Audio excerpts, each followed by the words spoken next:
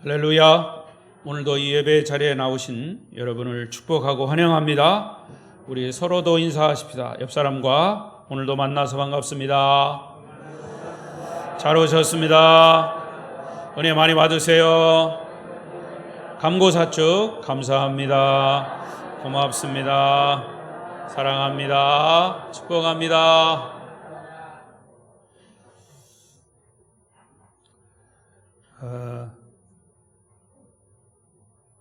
오늘도 우리 예배 자리에 나오신 우리 성도 여러분에게 하나님의 크신 은혜와 축복이 말씀이 전해질 때 여러분 마음 가운데 큰 은혜로 임하시기를 축원합니다. 또 혹시 예배 참여하지 못하고 비대면으로 영상으로 함께 하시는 분이 있다면 그분들 가운데도 하나님의 은혜가 함께 하시길 바랍니다.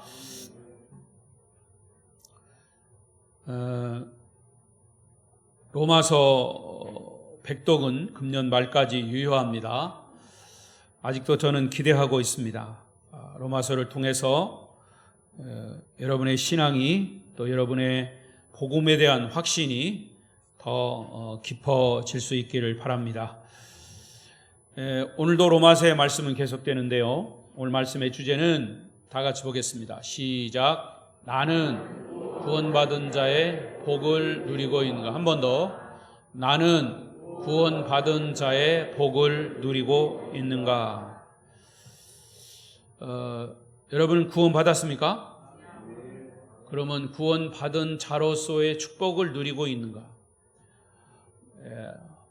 씨앗을 심었으면 그 씨앗에 따른 열매는 맺는 겁니다. 그래서 우리는 구원을 받았으면 구원받은 자로서의 삶의 열매가 있어야 됩니다. 오늘 그 말씀을 이제 주시고 있습니다.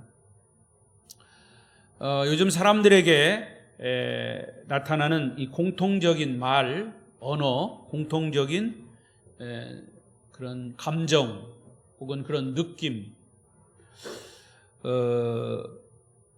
특히 공통적인 말은 말을 그렇게 하는 사람도 있고 그렇게 하지 않는 사람도 있지만 아마 그렇게 하지 않는 사람, 말을 그렇게 하지 않는 사람이라 할지라도 다 그렇게 느끼고 있을 겁니다. 특히 이 코로나로 인해서 사람들의 미래가 불투명하고 불안하다 혹은 두렵다 이런 이야기들을 이제 하거나 또 그렇게 느끼고 있습니다.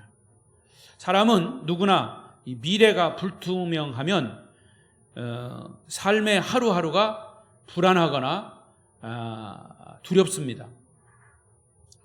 이런 미래가 불안하고 미래의 삶이 두렵기 때문에 발생되는 그런 두려움의 심리를 이용해서 발달한 현대에 잘 나가는 사업이 있습니다. 여러분 그게 뭐라고 생각하십니까? 아마도 제가 알기로는 이 보험업일 겁니다. 보험. 자동차가 많아지면서 사고에 대한 두려움 때문에 자동차 보험을 듭니다. 상해 보험 등등. 건강을 잃을까에 대한 두려움 때문에 생명보험, 의료보험, 등등 보험을 들었죠. 모처럼 장만한 내 집에 대한 애착과 집을 잃을까에 대한 두려움 때문에 주택보험을 들고 화재보험이나 도난보험을 듭니다. 한 유명한 피아니스트는 피아노를 치는데 이 손가락이 중요하기 때문에 손가락 보험을 들었다는 얘기가 있습니다. 확실한 건 아니지만 한 세기에 나올까 말까 한 목소리의 주인공 가수 이미자 씨는 이 목에 대한 보험을 들었다는 얘기도 제가 어느 글을 통해서 봤는데 확실치는 않습니다. 이런 지금 보험을 제가 소개하는 것이 아닙니다. 이런 유의 보험들 중에 가장 심각한 보험이 있다면 아마도 생명보험일 겁니다. 그런데 사람들은 생명보험을 들라고 하면 반응이 별로 좋지 않습니다. 만약에 덜커덕 암의 진단을 받았다. 그러면 생명보험을 들은 자는 그 암 보험에 들은 것에 이제 금액이 나오죠. 그럼에도 불구하고 깨운치는 않습니다. 난 앞으로 건강할 거야. 그러니까 보험을 안 들어. 이것도 사실은 깨운치는 않아요. 그리고 내가 죽으면 그 보험은 내가 혜택을 받는 것이 아니기 때문에 별로 좋아하지 않습니다. 우리 성결교단에 제가 이게 서울신학대학 총동문회 지금 회장인데 그 총동문회 산하에 상조회가 있습니다. 그래서 목사님들이 상조회에 가입을 하면 상조회원이 하나 죽으면 2만 원씩 조의금을 냅니다. 그러면 그 상조회원이 1,300여 명이에요. 2만 원씩 내면 2,600만 원입니다. 그러면 상조회에 가입한 연수에 따라서 이제 그 조의금을 본인은 죽어서 못 받지만 미망인이나 자녀들이 받아요. 그러니까 목사님들에게 상조 회원 가입하라고는 안 들어요. 왜? 자기에게 혜택이 없으니까. 근데 사실 그걸 하다 보니까 그것이 큰 유족들에게는 큰 격려가 되더라고요. 그래서 무려 한 1,300명, 1,400여 명이 됩니다. 제가 왜 이런 서두에 이런 말씀을 드리냐면 여러분 우리가 전도할 때도 불신자의 입장에서 같은 생각을 하지 않을까 싶습니다. 천국이 있는지 없는지도 불확실한 상태에서 사실은 천국은 가고 싶지만 죽어야만 가는 거니까 지금은 나에게 그렇게 유익이 된다고 생각하지 않습니다. 천국은 나중 죽어야 가는 거 나중 얘기다 생각하니까 지금 별로 유익하다고 생각하지 않아요. 다시 말하면 이 기독교의 복음이 죽은 후에 저 천국에서의 복음일 수 있다는 겁니다. 그런데 사실 복음은 저 천국에서도 중요하지만 동시에 지금 우리가 이 땅에 사는 지금 여기에서도 절대적으로 필요합니다. 할렐루야. 기독교의 구원은 미래적인 동시에 현재적입니다. 하나님은 이 땅에서 복음을 믿는 사람들을 위해서 천국을 선물로 준비하셨다고 선언하셨습니다. 그래서 이 땅에서 예수를 믿느냐, 구원을 받느냐, 받지 않느냐에 따라서 천국과 지옥이 나누어지는 것은 틀림없습니다. 그게 복음입니다. 자, 오늘 본문 9절 말씀을 보십시다. 9절 말씀 읽습니다. 시작. 그러면 이제 우리가 그의 피로 말미암아 의롭다 하심을 받았으니 더욱 그로 말미암아 진노하심에서 구원을 받을 것이니. 이 말씀은 예수님의 십자가에 피 흘려 죽으심으로 말미암아 우리의 죄가 용서함 받고 우리는 장차 하나님의 진노에서 벗어나 천국에 갈 것이라는 구원의 미래적인 축복을 말하는 것이죠. 그런데 그 다음 10절에 보면 10절 곧 우리가 원수 되었을 때에 그의 아들의 죽으심으로 말미암아 하나님과 화목하게 되었은즉 화목하게 된 자로서는 더욱 그의 살아나심으로 말미암아 구원을 받을 것이니라. 그의 살아나심으로 말미암아 예수의 부활로 말미암아 우리가 구원이 확실시 되었다. 구원을 좀 더 구체적으로 설명하셨어요. 10절에. 그리고 11절을 보십시오. 그뿐 아니라 이제 우리로 화목하게 하신 우리 주 예수 그리스도로 말미암아 하나님 안에서 또한 즐거워하느니라. 구원받은 지금 이제 그뿐 아니라 이제 그렇지 이제 지금 이 땅에서 이 세상에서 하나님과 더불어 화목하고 이 세상에서 지금 예수님 때문에 즐거워한다라는 말씀이에요. 이것이 바로 구원의 현재적 축복입니다.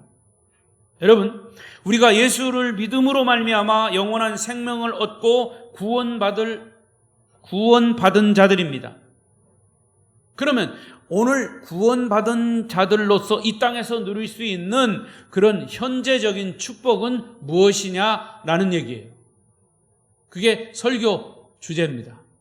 설교 제목이 뭐라고요? 다시 한번 시작. 나는 구원받은 자의 복을 누리고 있는가?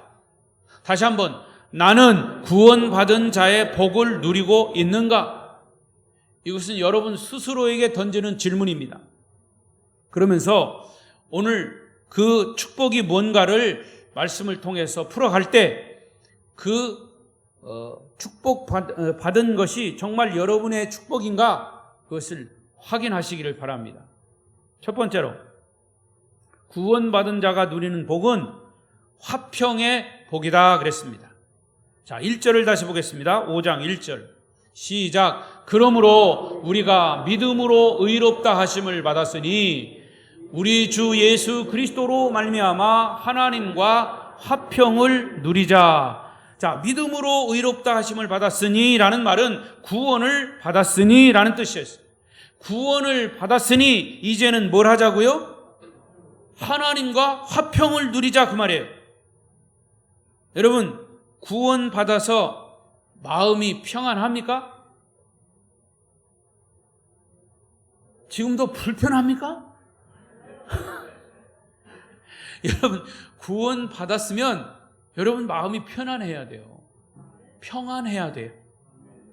그런데 여기서 화평이라고 하는 말은 peace, 이 평화라고 하는 단어는 우리가 일반적으로 사용하는 화평과는 개념이 본질적으로 달라요. 이 여기서 말하는 화평은 하나님과의 관계에서 오는 화평이야. 하나님과 화평하다. Peace with God 그 말이에요. 하나님과 더불어 화목하다 그 말이에요. 이 말을 좀 더 쉽게 이해하기 위해서 우리가 예수 믿기 전을 생각하면 돼요. 여러분, 예수 믿기 전에는 누구와 화평했습니까? 술과 화평했지. 예수 믿기 전에 누구와 화평했습니까? 믿지 않는 친구들과 화평했죠. 뭐 등등해. 좀 영적으로 말하면 사탄, 마귀와 화평했어요. 그러니까 이 말은 뒤집어 말하면 또 우리가 예수 믿기 전에는 하나님과 화평을 이루지 못했었다 그 말이에요. 근데 10절 첫 부분에 보시면 하나님과 원수되었던 이런 말이 나요. 하나님과 원수되었던. 그러니까 예수 믿기 전에는 우리는 하나님과 원수되었던 사람들이에요. 왜 하나님과 원수되었을까? 죄 때문에. 죄가 하나님과 우리의 사이를 갈라놓고 담을 쳤기 때문에 우리는 하나님을 몰랐어요. 하나님을 알지도 못했고 하나님을 대적했고 하나님을 쉽게 생각하고 하나님 이름을 망령되이 일컫어요. 하나님을 믿으려면 내 주먹을 믿으라. 하나님이 어디 있냐? 지옥이 어디 있냐? 이렇게 우리가 예수 믿기 전에는 그렇게 얘기했죠. 결국에는 이것은 자신의 죄 때문에 자기 죄를 합리화하기 위해서 일부러 하나님을 대적했었습니다. 자, 다시 10절을 보십시다. 10절 열어주세요. 시작. 곧 우리가 원수 되었을 때에 그의 아들의 화목하게 되었은즉 화목하게 된 자로서는 더욱 살아나심으로 말미암아 구원을 받을 것이니라. 하나님의 아들 예수 그리스도의 죽으심으로 말미암아 원수되었던 우리가 하나님과 화목하게 되는 은혜가 있었다는 얘기입니다. 은혜를 입었다는 겁니다. 여러분, 평화는 어떤 물질로 해결되는 게 아니에요. 전쟁으로 해결되는 게 아니에요. 권력을 가졌다고 오는 게 아닙니다. 관계가 회복되어야 평화가 오는 거예요. 특별히 사랑하는 사람들 사이에 관계가 나쁘면 어떤 현상이 일어납니까? 여러분, 좋은 관계였던 사람들이 그 관계가 깨지면 어떤 현상이 일어나요? 마음이 불안하잖아요. 기분이 나빠요. 교회에 와도 예배를 드려도 관계가 깨진 사람들이 있으면 그 사람만 보면 괜히 불쾌하고 기분이 언짢아. 여러분, 그러면 그것부터 해결해야 돼요. 그러니까 관계가 깨지면 마음이 불편하고 재미도 없어요. 아무리 집이 부자라고 해도 속을 썩이던 자식이 집을 나가버렸어. 그러면 부모의 마음이 불편합니다. 항상 불안해요. 그런데 그 집 나갔던 자식이 다시 돌아오면 다시 관계가 회복될 때 부모의 마음이 편안해지는 거예요. 부부가 싸웠다가도 화해하고 관계가 회복되면 속이 편안해요. 평안해집니다. 이게 바로 여기서 말하는 평화예요. 다시 말씀드리지만 교회도 성도들과의 관계가 화목하면 교회에 오고 싶어요. 하나님과의 관계가 화목하면 예배에 참석하고 싶어요. 평화란 깨졌던 관계가 회복되는 것이에요. 평화는 자기의 짝을 찾는 겁니다. 뒤틀렸던 하나님과의 관계가 친밀한 관계로 제 자리를 찾는 것이 평화입니다. 우리는 예수 그리스도로 말미암아 의롭다함을 받은 자들, 하나님의 구원받은 자녀요, 하나님과의 관계가 회복된 자들임을 믿습니다. 그래서 마음이 평안한 것이죠. 이것이 구원받은 사람들이 첫 번째 주시는 열매, 축복입니다. 그래서 마음의 평화가 임합니다. 내일 전쟁이 일어날지라도, 역경 속에 산다 할지라도, 코로나 때문에 삶이 불편해도, 죽음이 나를 찾아온다 할지라도 하나님과의 관계가 회복된 사람은 마음에 깊은 평화와 안정이 있는 것입니다. 이런 평화가 여러분 속에 임하시기를 축원합니다. 아니, 임한 줄로 믿습니다. 두 번째로, 구원받은 자가 누리는 복은 은혜의 생활입니다. 은혜의 생활. 2절을 보십시다. 2절 말씀. 2절 시작. 또한 그로 말미암아 우리가 믿음으로 서 있는 이 은혜에 들어감을 얻었으며 하나님의 영광을 바라고 즐거워하느니라. 자, 이 말씀의 시제를 보면 이미 과거예요. 예수 믿고 구원받은 것은 이미 은혜의 자리에 들어갔다는 말이에요. 근데 지금 보니까 잠 속으로 들어간 분도 있어.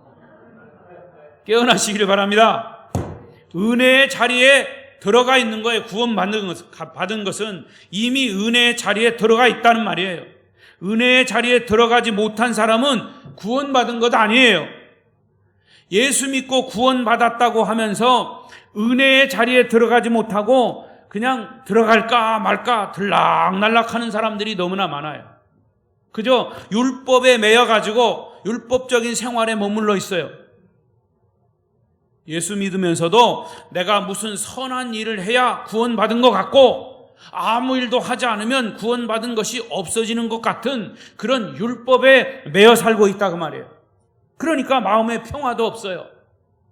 그것은 은혜의 자리에 들어가지 못했기 때문입니다.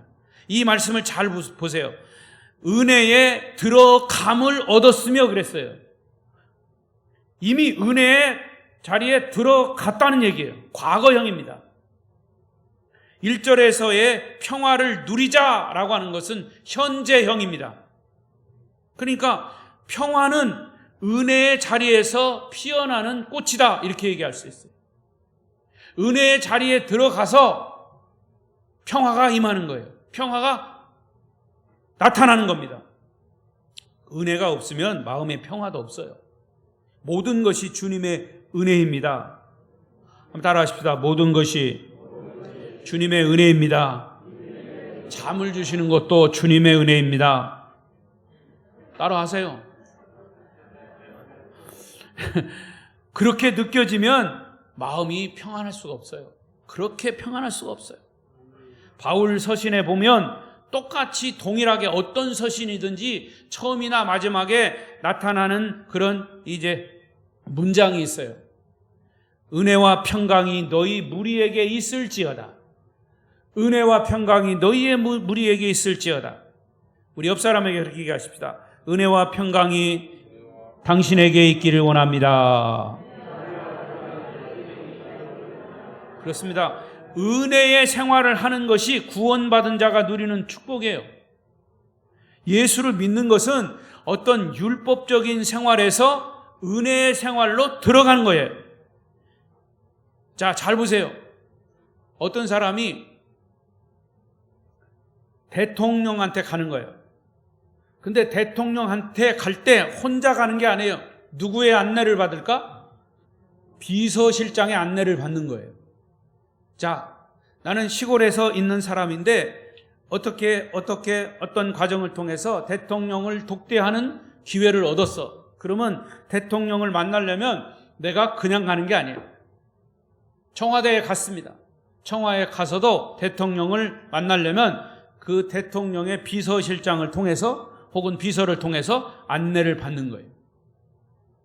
자, 그런 것을 한번 생각해 보십시오. 어떤 안내자의 안내를 받아서 왕이 계신 궁전으로 들어가는 것, 감히 내가 갈 수 없는 자리인데도 불구하고 안내자의 도움을 받아서 왕 앞에 나가는 것, 이게 큰 영광이다 그 말이에요. 예수 믿는 것은 그런 느낌인 거예요. 우리가 하나님 앞에 나아갈 수 없지만 예수 그리스도의 안내를 받아서 하나님께 나아가는 거예요. 은혜의 자리에 나아가는 겁니다. 생각하면 할수록 황송할 뿐이에요. 누리면 누릴수록 죄송하고 황송하고 미안하고 그런 생각을 가지면 감격합니다. 이것이 구원받은 자의 기쁨이고 은혜 받은 자의 삶이에요. 따라서 은혜 받은 사람은 더 이상 남의 것을 탐내지 않아요. 욕심내지 않아요. 빼앗으려고 하지 않아요. 이 세상은 남이 가진 것을, 남이 앉은 자리를 내가 차지하려고 하는 그런 남을 무시하고 짓밟고 올라서야 직성이 풀리는 그런 가치관이 바로 이 세상의 가치관이에요. 그러나 예수 믿고 구원받은 하나님의 자녀들은, 은혜의 자리에 들어간 자는 은혜를 받으면 갑자기 자기 자신이 가진 것이 너무나 커 보여요. 자기 혼자 감당할 수 없어서 오히려 자꾸 나누어주고 싶은 마음도 생겨요. 오늘 하루하루 살아가는 것이 그냥 감사요, 기적이에요. 축복이에요. 감사가 절로 나요. 찬양이 절로 나요. 아멘은 언제 하려나?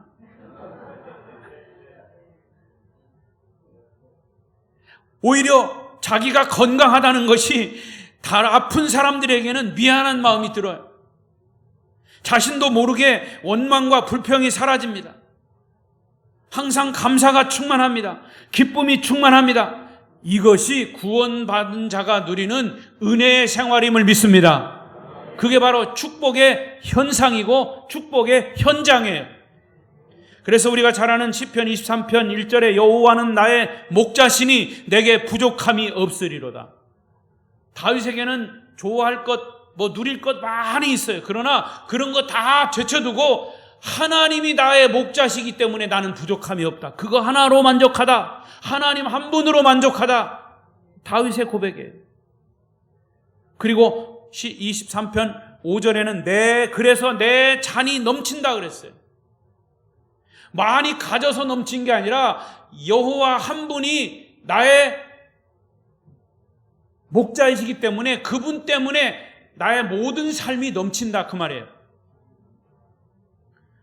로마서 8장 37절에 보면 그러나 이 모든 일에 우리를 사랑하시는 이로 말미암아 우리가 넉넉히 이기느니라. 나왔네요. 읽어보십시다. 시작. 그러나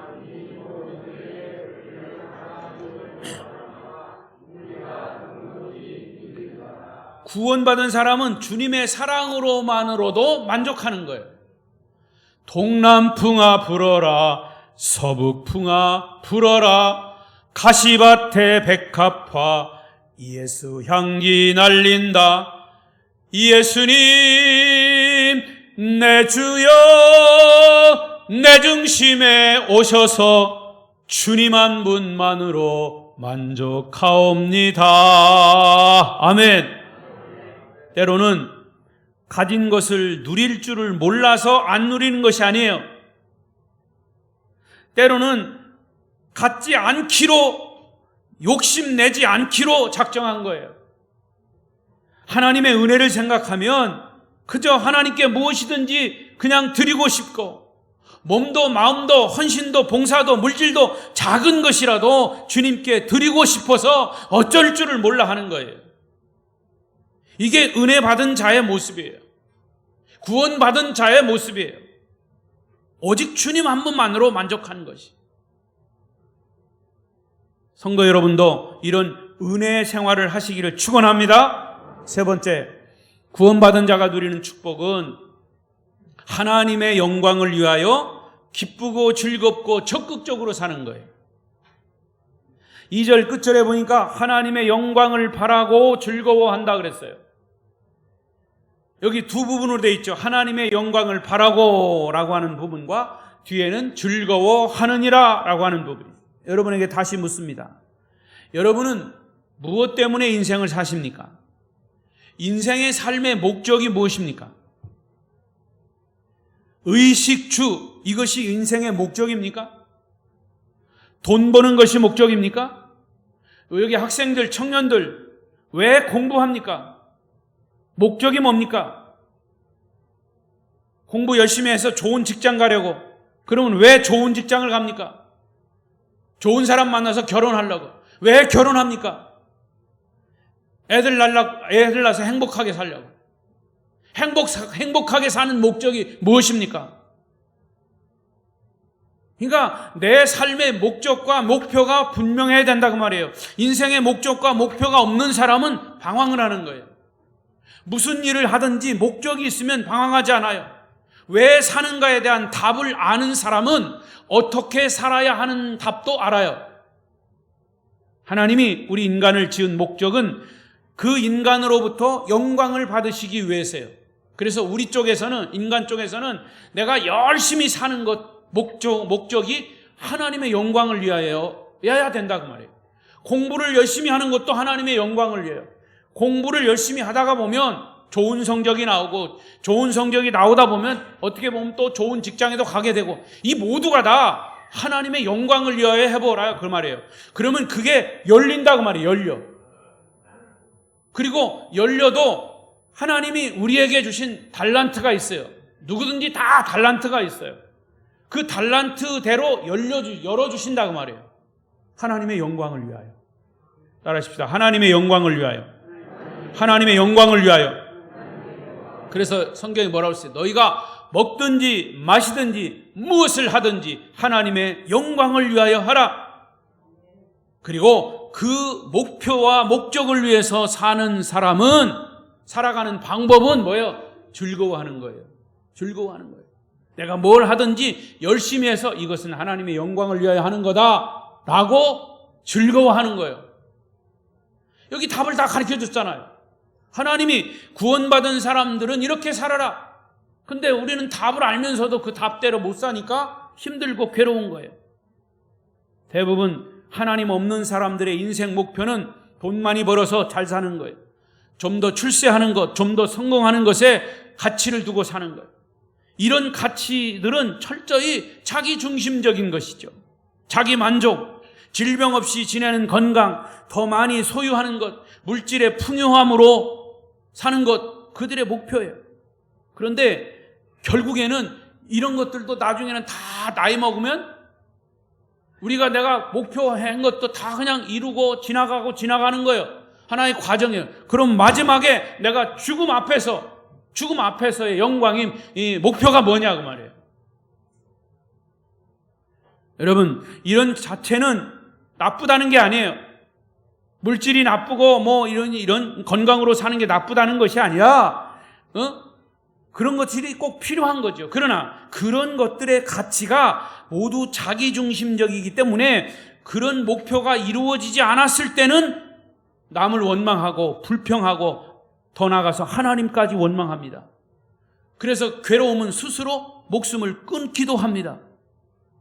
그들은 인생 삶의 목표를 잘못 정했기 때문에 그래요. 이런 것들보다도 더 고상한 가치가, 한 단계 더 높은 고상한 가치가 있다면 나라와 민족을 위해서 사는 거예요. 세계 인류를 위해서 봉사하는 거예요. 가난하고 소외된 사람들에게 사랑을 나누어주고 도와주는 사람들 있죠. 자기 중심적인 사람들보다 남을 위해 사는 사람들이기 때문에 고상한 가치를 가지고 사람들이면 틀림없어. 그러나 그것도 하나의 과정일 뿐이에요. 삶의 목표는 아니에요. 그러면 인생 삶의 참된 삶의 목표, 삶의 목적이 무엇이어야 하느냐? 그것은 오늘 말씀 있는 대로 하나님의 영광을 위하여 사는 것이에요. 나를 지으시고 나를 세상에 태어나게 하신 하나님께 경배와 찬양과 영광을 올려드리는 것, 그분의 영광을 위해서 내가 존재한다는 것 깨달으시기를 축원합니다. 이것이 인생이 사는 절대 목표이고 목적이어야 합니다. 그리고 이런 삶이 구원받은 사람들의 축복이어야 한다 그 말이에요. 인생은요, 성공할 수도 있고 실패할 수도 있어요. 공부를 잘할 수도 있고 못할 수도 있어요. 오래 살 수도 있고 일찍 죽을 수도 있어요. 그러나 하나님의 영광, 하나님께 영광 돌리는 삶이 내 생의 목표인 것이 중요하다 그 말이에요. 여러분, 하나님의 영광을 위해서 사는 그 특권, 그 영광을 위해서 때로는 고난받는 특권, 그 영광을 위해서 때로는 희생하는 특권이 바로 성경적인 삶이라 그 말이에요. 그래서 때로는 자기를 제한하기도 하고 때로는 자기가 희생하기도 해요. 무엇 때문에? 하나님의 영광을 위해서. 이것은 무엇과도 바꿀 수 없는 행복인 것이죠. 왜 그럴까요? 구원받은 사람들이 누리는 축복이기 때문에. 하나님의 영광을 위하고 그래서 삶이 즐거운 삶이 되는 것이 바로 구원받은 자들이 누리는 축복이기에 그런 축복이 여러분의 것이 되시길 축원합니다. 마지막 네 번째로 구원받은 자가 누리는 것은 환난을 소망으로 바꾸는 것이에요. 3절 4절 보십시다. 3절 4절 시작.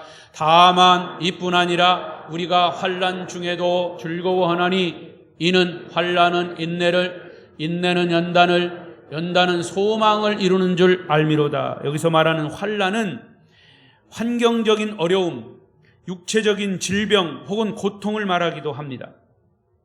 여러분, 우리가 예수 믿고 사는 것이 다 좋은 일만 있는 게 아니죠? 젖과 꿀이 흐르는 가나안 땅에서만 사는 게 아니에요. 때로는 절망 중에도 살아가는 겁니다.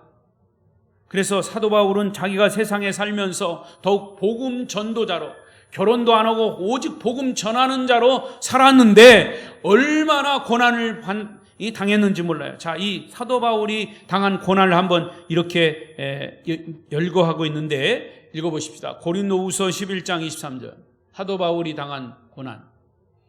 시작. 그들이 그리스도의 일꾼이냐 정신없는 말을 하거니와 나는 더욱 그러하도다.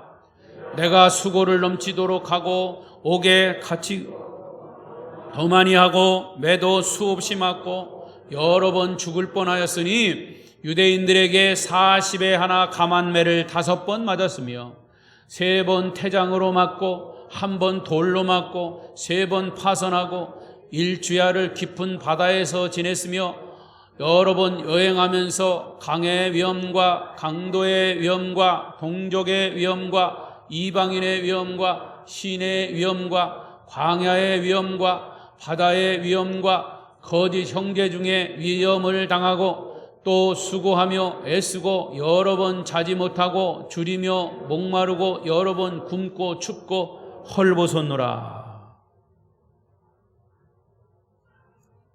이렇게 3절 읽는데도 한참 걸리는데 이 사람 고난 당한 거 생각해봐요. 계산하려면 계산이 잘 안 나와. 죽어도 수십 번 죽었을 거예요. 이것이 누구 때문에 고난 당한 거예요? 예수님 때문에. 예수님 때문에 배고프고 춥고 돌 맞고 오해 당하고 고통을 겪고 감옥에 들어가 본 적이 있어요? 여러분? 누가 이런 삶을 좋아하겠습니까? 또 이렇게 살고 싶은 사람이 어디 있습니까? 아무도 없어요. 하지만 바울은 왜 이렇게 살았어요? 오직 하나님의 영광을 위하여. 그는 하나님의 영광을 위하여 이 길을 선택했습니다. 개인적으로 신학자고 지식인으로서 얼마든지 편안하게 살 수 있는 사람이에요. 그러나 바울은 그 길을 선택하지, 세상의 길을 선택하지 않았어요. 편안한 길을 선택하지 않았어요. 오직 주님을 위해서 고난의 길을 선택했어요. 그런데 이 바울은 환난을 겪으면서 배운 경험 한 가지가 있어요. 그게 뭐냐? 오늘 본문 3절 4절에 있는 것처럼 다만 이뿐 아니라 우리가 환난 중에도 즐거워하고, 환난은 인내를, 인내는 연단을, 연단은 소망을 이루는 줄 알미로다. 바울이 배운 교훈은 환난 중에도 뭘 배웠다고요? 인내를 배웠어요. 설교가 지루해도 인내를 배우세요.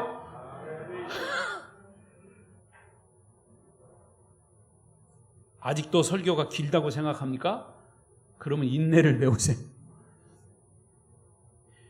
불가능의 벽, 마음의 고통, 심적인 고통을 겪으면서도 야, 이제는 다 망했구나, 죽었구나 하면서도 다시 일어났어요. 돌에 맞아 죽었구나 했는데 다시 살아났어요. 망할 것 같지만 망하지 않고 끝날 것 같지만 끝나지 않았어요. 이런 환난 중에 배운 놀라운 진리가 뭐냐? 인내. 여러분, 예수 믿는 것은 인내예요. 참고 견디는 거예요. 언제까지? 예수님 오실 때까지. 언제까지? 내가 죽을 때까지. 언제까지? 내가 주님 앞에 설 때까지 내 신앙을 지켜가는 것, 인내하는 겁니다. 인내하지 못하는 사람이 세상으로 가는 거예요. 인내하지 못하는 사람이 교회를 나가서 세상으로 타락하는 겁니다. 환난이 있지만 참고 참았어요. 결국 인내는 연단을 만들어냅니다. 환난을 겪고 참고 또 참고, 환난을 겪고 참고 또 참고 또 참고, 말할 수 없는 심적인 고통을 겪다 보니까 사도 바울에게 있는 불순물이 다 빠져버렸어. 죄들이 다 걸러져 버렸어. 자기의 욕심으로 가득했던 것들이 다 제거되었어. 저는 감옥에 가지 않아서 모르는데 들은 얘기로는, 여러분, 감옥에 처음 들어간 사람은 자기가 가지고 있는 불필요한 것들 다 맡기든지 버리든지, 그리고 옷까지도 다 벗어요. 그래서 죄수복으로 입어요. 군대 입대할 때도 그러더라고요. 사회에서 쓰던 물건들 아무리 좋은 거도 다 벗어버리고 옷도 다 벗어 집으로 다 돌려보내요. 요즘은 어떤지 모르겠어요. 그러니까 훈련 받기에 간편해야 된다 그랬어요. 세상에 살을 빼는 거예요. 그래서 감옥에 가는 사람들이나 군대에 처음 들어가면 사람이 순수해져요. 두려움은 있지만 순수해지는 거예요. 그것에 들어가면 개인적인 행동을 할 수가 없어요. 단체 질서와 법을 따라야 돼요. 그것이 바로 훈련이고 연단이라고 해요. 내 몸이 불편하다고 불평하지 못합니다.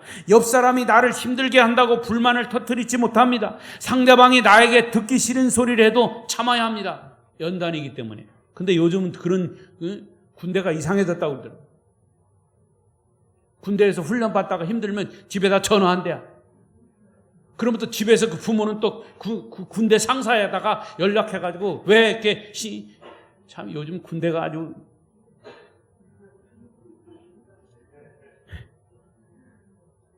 여러분, 한 교회에서도 마찬가지예요. 한 교회에서도 신앙생활을 하면서 다른 사람을 함부로 비방하지 마세요. 한 사람 놓고 수군수군 하지 마세요.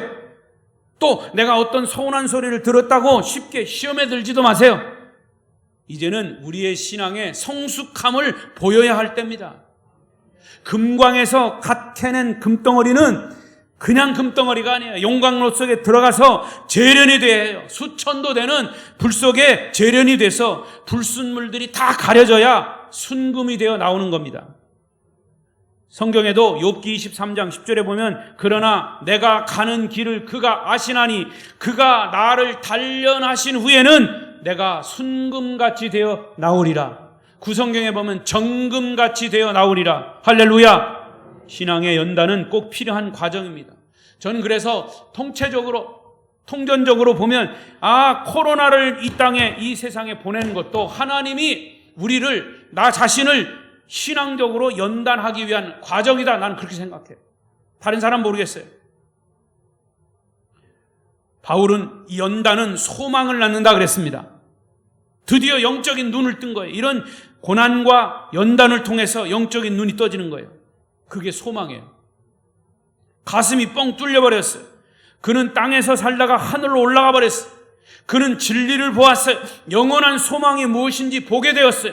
무엇이 옳은지 무엇이 그른지를 보게 되었다고 말해요. 깨닫게 되었다고 해요. 많은 사람들이 싫어하는 환난 속에서 바울은 오히려 보석을 발견했어요. 인생의 삶의 목적과 의미를 발견했어요. 그래서 그는 어떤 고난도 연단으로 알고 인내하며 참았어요. 그는 결국 영원한 소망을 발견했기 때문에 삶을 즐거워할 수 있었던 거죠. 여러분, 구원받은 사람들에게 주신 축복은 어떤 환난도 영원한 소망으로 바뀐 사람임을 믿습니다. 여러분도 이러한 인생의 소망을 가지고 사시기를 축복합니다. 하지만 이 영원한 소망이 잠깐의 꿈이 되지 않기 위해서 하나님이 우리에게 하신 일이 있어요. 그게 5절이에요. 5절.